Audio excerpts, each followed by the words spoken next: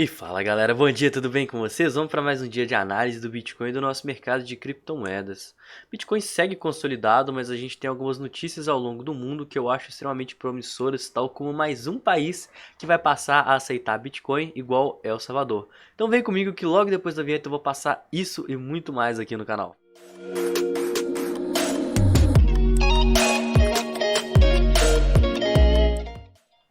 Se você não me conhece e não conhece o canal, eu queria te convidar a estar se inscrevendo, que eu posto análises diárias do Bitcoin e de todo o mercado cripto aí, comentando de pontos fundamentalistas, análises on-chain, gráfico, sentimento, notícia e tudo que esse mercado aí tem para oferecer pra gente. Também queria convidar vocês a estarem me seguindo nas redes sociais, que os links estão aqui embaixo na minha descrição. E se você quer aprender sobre investimentos, eu também estou dando aulas particulares e individuais, que o link também está aqui embaixo. Por último, mas não menos importante, se você gosta desse conteúdo que eu produzo aqui de forma diária, já deixa o joinha, comenta, compartilha com quem você acha que vai gostar também, porque isso ajuda demais o canal, é uma força aqui pra gente continuar produzindo esse conteúdo.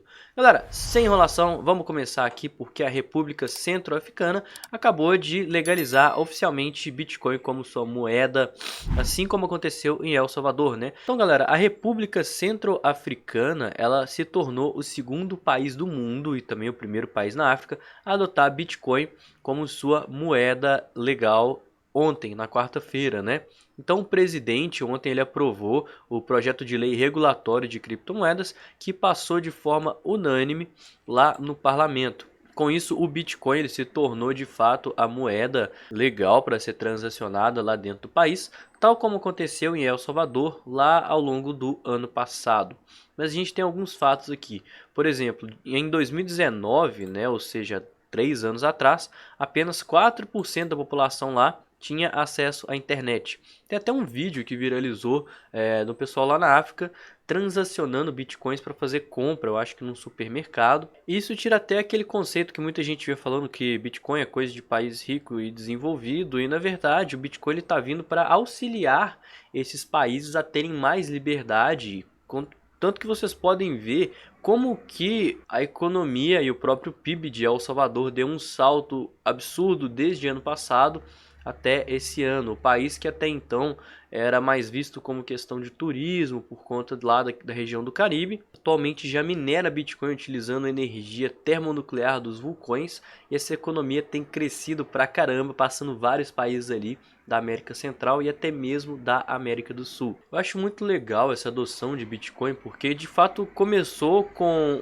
aqueles cypherpunks lá nos fóruns da internet em 2009, 2010. Logo em seguida, as pessoas menores começaram a adotar como investimento, depois vieram as instituições, agora os pequenos países estão começando a adotar como moeda mãe. E pessoal, a evolução ela tá aí, só não vê quem não quer. Daqui a pouco países maiores vão começar a adotar Bitcoin, vão começar a aceitar Bitcoin, e isso de fato vai acabar se tornando uma tendência. Então é um fato muito legal, uma notícia que ela acaba que nem se estende muito, né? Aqui ele só fala os Fast Facts, né, que é tipo assim uma recapitulação, conta um pouco da história do país, falou sobre seus conflitos históricos, falou sobre a questão aqui de limitar a internet, pode restringir o uso do Bitcoin para pagamentos comerciais e financeiros, e também falou aqui sobre El Salvador ter legalizado o Bitcoin lá em 2021. Galera, outra notícia muito legal é sobre Cuba, que Cuba também está querendo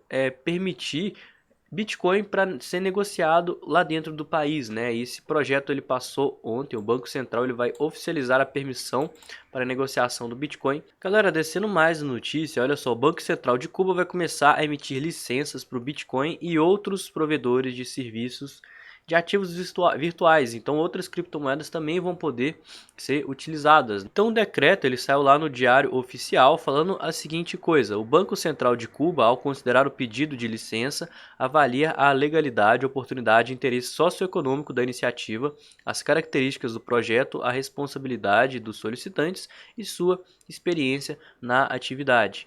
Vale lembrar também que isso é meio que um teste, né? Eles colocaram assim, olha só, as licenças de prestadores de serviço de ativos são aprovadas por um período de 1 ano e prorrogáveis por um segundo ano, dada a natureza experimental e inovadora desse tipo de atividade. Face à crescente adoção do criptoativo ao longo do mundo como meio de pagamento, Cuba se viu aí na necessidade de ver como que os seus habitantes vão fazer face à própria liberdade, o que é totalmente contraditório com o jeito com que o governo é lá, né?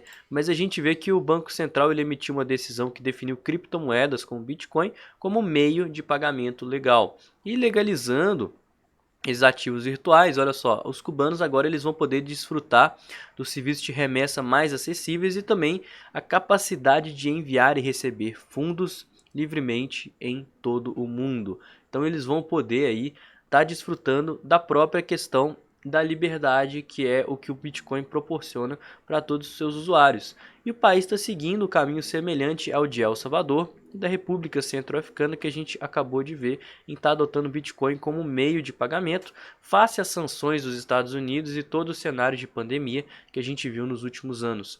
Essa notícia vai estar lá no Telegram para vocês estarem conferindo e bora seguir com o vídeo aqui, porque a gente tem que falar de order book e o Bitcoin está tendo uma recuperada até então sem volume, né, próximo aos 40 mil dólares, como comentado ontem no vídeo. A gente vai ter resistências fortes, então isso faz com que o risco retorno para se atuar vendido esteja muito mais vantajoso do que para atuar comprado, uma vez que o nosso suporte está lá na região dos 38, 37 mil dólares, que de fato é onde a gente vai ter tokens alocados. Então o preço face à pressão vendedora pode facilmente voltar para a região aí dos 38. Enquanto a gente já tem tokens alocados aqui nos 40, 41, 42, mas principalmente nossa maior resistência é essa região entre os 44 e os 45 mil dólares de curto prazo, rompendo isso só próximo aos 50 mil dólares, 48k, que é o nosso topo prévio lá no gráfico semanal. Nosso S&P 500 ele teve um dia de alta e isso acabou puxando o Bitcoin pelo mesmo caminho, né? Então a gente segue no movimento baixista, eu venho comentando isso com vocês. Esse movimento baixista dá para ver como que está rejeitando esse fundo do pânico, né? O que significa? A gente está falando de um índice. É o índice do S&P 500. O que significa? Ele pega as 500 empresas lá da Bolsa de Valores de Nova York e ele analisa se elas estão subindo ou caindo. Então, se uma empresa subiu, aí ele vai considerar uma empresa subiu 2%, outra empresa subiu 5%, outra empresa caiu 3%, outra empresa caiu 5%. E aí ele vai fazendo essa média. E aí quando a média fecha positiva, a média dá 2, por exemplo, ele aumenta 2 pontos nesse índice. A média dá 5, ele aumenta 5 pontos nesse índice. É assim que funciona os índices das bolsas de valores. Então, se o índice está caindo, significa que a maioria das empresas elas estão desvalorizando, suas ações estão caindo. E se o índice está subindo, significa que a maioria das empresas estão valorizando. E o que a gente tem aqui? Por que a gente tem um suporte muito forte? Porque nessa região, aqui próximo aos 4.100 pontos, é uma região onde as empresas elas se desvalorizaram face à política monetária dos Estados Unidos e face ao início da guerra da Rússia na Ucrânia. Então é um fundo do pânico. Esse fundo do pânico tende a ser extremamente forte, extremamente importante para o preço, uma vez que é o cenário mais caótico onde a gente viu as empresas serem negociadas, onde elas estavam no valor mais barato devido à indecisão do mercado. Então acho que se a gente seguir nessa tendência de baixa e perder esse fundo do pânico, significa que a situação monetária nos Estados Unidos e as tensões na guerra, o cenário global, na verdade, ele está mais conturbado do que quando a guerra começou e quando os Estados Unidos começou a falar de aumentar a taxa de juros e de fato decidiu aumentar. Então acho que é um ponto importante. A gente pode sim tá vendo um repique nos próximos dias, devido ao fato de ser um ponto muito extremo para as ações. Os investidores vão acabar vendo que essa é uma boa hora de começar a aportar criptoativos. Junto com isso a gente vai ter as reuniões do Federal Reserve nos dias 4 e 5 de maio, na semana que vem, né, quarta e quinta. E logo depois que essas reuniões elas acontecem e de fato as especulações pelo qual o mercado está caindo se confirmam, não tem mais por que o mercado cair, porque as especulações elas foram confirmadas e as pessoas já precificaram esse aumento da taxa de juros que vai acontecer em meio ponto percentual. Então a gente pode estar vendo sim uma subida na próxima semana e isso pode muito bem impactar o mundo de criptomoedas. A nossa dominância ela segue bem lateralizada dentro daquela consolidação que eu comentei com vocês. E pessoal, caso a gente rompa ela para cima, significa que os investidores eles estão protegendo seu capital indo para o Bitcoin. E se romper para baixo, significa que eles estão otimistas em estarem se expondo à volatilidade das altcoins. E essa consolidação é justamente uma indecisão entre o conservador e o agressivo face ao portfólio dos investidores. Se eles investirem em Bitcoin, eles vão estar protegendo seu capital, mas por outro lado, em uma eventual onda de valorização, eles poderiam lucrar mais se eles estiverem expostos nas altcoins. E se eles se exporem demais às altcoins, o mercado pode cair e isso poderia significar numa desvalorização maior ainda do seu portfólio. Então eles estão esperando uma decisão de todo esse cenário, de toda essa questão da economia americana, da guerra, para saber se vão estar se expondo mais ao Bitcoin ou então às altcoins. Nosso Bitcoin que está andando bem de lado, na verdade, né? A gente está tendo uma queda violando o limite aqui dessa cunha, mas até então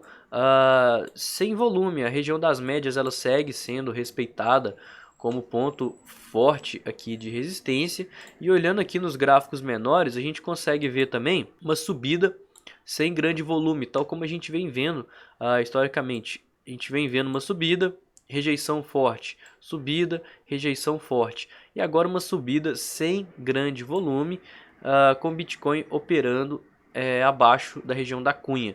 Mas o que eu estava pensando? O Bitcoin ele tá desde aqui, ó, do dia 11 de abril, né, já vai fazer aí 2 semanas, ele está perdendo fundos sem grande continuidade, né? Então ele perde fundo, entra força compradora, perde fundo, entra força compradora, perde fundo, entra força compradora.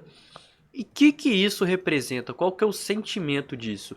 Isso é uma possível reversão para um eventual repique. A gente pode estar vendo sim um repique no gráfico semanal, uma vez que ele já está bastante esticado, né? Desde o seu topo, aí ele já desvalorizou mais de 20%. E galera, a gente sabe também que esse tipo de cenário é um cenário típico de qual figura? Cunha. A gente pode, deixa eu ver na verdade, né? Eu tô pensando aqui agora, mas eu nem cheguei a traçar. Talvez alguma coisa nesse tipo, e talvez pegando aqui em cima a gente tenha... Olha só, a gente tem uma cunha descendente no gráfico de 4 horas, né? Isso eu estava pensando sobre o sentimento do mercado, eu falei, pô, esse é o sentimento da cunha, por que a gente não vai ter uma cunha? E de fato a gente tem uma cunha aqui no gráfico de 4 horas, né? Isso mostra a rejeição dessa outra cunha maior que a gente está fazendo. E o eventual repique, a gente pode vir aqui testar níveis mais altos como os 44, 45 mil dólares. Ou quem sabe até o topo dessa cunha maior aqui. Mas lembrando que as figuras dos gráficos maiores prevalecem as figuras dos gráficos menores. Então uma cunha aqui no 4 horas, ela pode simplesmente ser um gatilho para a gente vir buscar por um topo descendente dentro dessa cunha maior. Não necessariamente invalidaria ela, mas é um cenário interessante e que talvez eu possa até estar buscando mais aportes aqui no Bitcoin, caso a gente tenha outro flush, né, outra perda aqui de algum suporte com rápida recuperação, com liquidações também, né, posso estar buscando exposição para tá pegando o rompimento dessa cunha e fazendo aquele esquema que a gente vem fazendo desde o começo lá do ano, né? A gente aproveita momentos de pânico para acumular, mesmo o cenário estando baixista. Quando o preço ele vai lá para cima, a gente vai fazendo parciais. Quando o preço cai, a gente é estopado eventualmente, fica dolarizado, compra, faz parciais lá em cima, é estopado também nesse movimento de alta que está sem força para aumentar as posições, vem aqui para cima, faz parciais, é estopado de novo. Então o que a gente está fazendo? A gente está surfando movimentos de alta, né, pequenos movimentos de alta, para estar ganhando mais capital com a nossa exposição, para eventualmente quando o movimento de alta acabar e a gente tiver esse cenário baixista que a gente está vendo aí nos últimos dias, a gente está com dólar para comprar mais tokens, e quando tiver um outro movimento de alta, a gente aumenta a quantidade de dólares com base nesses tokens que a gente está adquirindo e surfando esse movimento de alta, mas ainda assim protegendo o nosso capital. Essa é a importância das parciais que a gente tanto faz. E vocês podem ver que o mercado desde o começo do ano, desde janeiro, ele está andando de lado aqui, ele está bem consolidado, mas nem por isso a gente está sem operar, muito pelo contrário, o nosso portfólio está crescendo por causa do nosso conservadorismo e da nossa própria gestão de risco. Nosso sentimento do mercado tá dando uma melhoradinha face à resistência dos 40 mil dólares, tá? Então tem muita gente que está entrando vendida entre os 40 e os 41 mil dólares. E isso aumenta a probabilidade de um eventual rompimento dessa região trazer liquidações e consequentemente a gente pode estar vendo o preço buscar os nossos próximos suportes lá nos 44, 45 mil dólares, que é essa região vermelha. Então isso seria mais um gatilho aí para a gente poder estar rompendo a região dessa cunha que a gente acabou de traçar, mas muito cuidado e muita atenção, porque a gente está tendo o long short ratio caindo e o open interest caindo também, né? Resultado de uma pernada de alta sem grande volume, né, como eu mostrei para vocês. Então o mercado não está interessado que o preço ele rompa, né, por mais que tenha uma quantidade maior de vendedores em relação a quando estava aqui na base no movimento. Ainda assim, quando a gente tem que a relação cai, mas os contratos caem, isso aqui não foram pessoas que estão entrando vendidas, e sim pessoas que estavam compradas aqui na base e aproveitaram esse movimento de alta para estar fechando sua posição. Então isso tirou compradores do livro de ofertas e consequentemente abaixou a relação entre compradores e vendedores. Mas não significa que porque o long short ratio está caindo é porque tem pessoas shortando em massa essa área. Então não tem tanta liquidez aqui. E por conta disso pode ser ainda que rejeitemos essa região e a gente pode vir buscar níveis mais baixos dessa cunha, ainda mais face a essa pernada de alta com o volume decrescente. Quem que vai mandar nisso tudo? As liquidações. A gente não está vendo liquidação de vendedores. Se tiver muita liquidação aqui, rompeu os 40 mil dólares, teve um nível absurdo de liquidação, aí beleza. Aí a gente pode estar vendo o preço caminhar, romper a cunha, vir buscar os níveis lá de 44, 45 mil dólares, quem sabe. Mas enquanto a gente tiver uma queda nos contratos, significa que tem menos liquidez aqui nesse movimento. E logo, né, as instituições elas têm interesse em jogar o preço para baixo, porque quando joga o preço para baixo, o que acontece? Aumenta a quantidade de contratos, aumenta a liquidez, as pessoas elas são liquidadas e logo elas são obrigadas a vender seu capital, sua posição e seus tokens para as instituições que de fato é quem manda no mercado. Considerações finais. Nossa figura-chave é essa cunha descendente aqui no gráfico de 4 horas, juntamente com essa forte resistência aqui nos 44, 45 mil dólares. Enquanto o preço se mantiver dentro dessa cunha, a gente pode estar vendo esse padrão de perda de fundos aqui cada vez mais baixos, sem grande continuação, porque esse é o sentimento da figura. Quanto mais o preço cai, mais os touros eles estão querendo acumular, mais as instituições estão querendo acumular. Tudo isso face a uma queda aí de mais de 20% desde o nosso topo prévio, né? Então sim, para posições aqui de longo prazo, para um swing aí de algumas semanas para vir buscar esse topo descendente, a gente está numa região extremamente favorável para estar atuando. A gente superou os limites dessa cunha e não tivemos volume para estar rompendo e continuando esse movimento de baixa. Isso mostra como que o mercado está comprando em peso o Bitcoin face a essa região forte de suporte aqui, próximo aos 38 até os 35 mil dólares. A gente tem suporte muito forte aqui. Mas o que vai mandar em tudo isso? O mercado tradicional. A gente viu que o mundo cripto, mesmo estando sem interesse nesse movimento de alta, foi só a bolsa de valores, o S&P 500 começar a subir, que o mundo cripto subiu também. Foi só o S&P 500 cair, que o mundo cripto caiu também. Então quem que vai ditar a direção do mercado agora é justamente a bolsa de valores, que está no momento de pânico, onde as ações estão extremamente baratas e promissoras para os investidores estarem aí fazendo seus aportes face àquela mínima do pânico que eu mostrei lá no gráfico com vocês. O risco retorno está favorável para estar comprando ações, eventualmente a gente pode estar vendo um repique no mercado de ações e consequentemente no mercado de criptomoedas, rompendo essa cunha juntamente com todo o sentimento que eu passei aqui com vocês. É uma série de fatos que eles acabam se convergindo e trazem mais segurança para a gente estar fazendo as nossas operações, tal como eu mostrei para vocês aqui agora. E o vídeo de hoje foi esse, espero que vocês tenham gostado. Se você não me conhece, não conhece o canal, se inscreve, deixa um joinha, compartilha esse vídeo com quem você acha que vai gostar, porque isso é muito importante e ajuda demais a gente. Teve uma videoaula que eu postei ontem sobre análise gráfica, eu estou fazendo toda quarta-feira um curso de análise gráfica gratuito aqui no YouTube, então se você não viu, corre aqui para ver, tá uma playlist só disso aqui no canal que eu posso estar deixando aqui em cima para vocês estarem conferindo. E no mais eu vou ficando por aqui, tenham uma excelente quinta-feira, ótimos investimentos e tamo junto, galera. Valeu!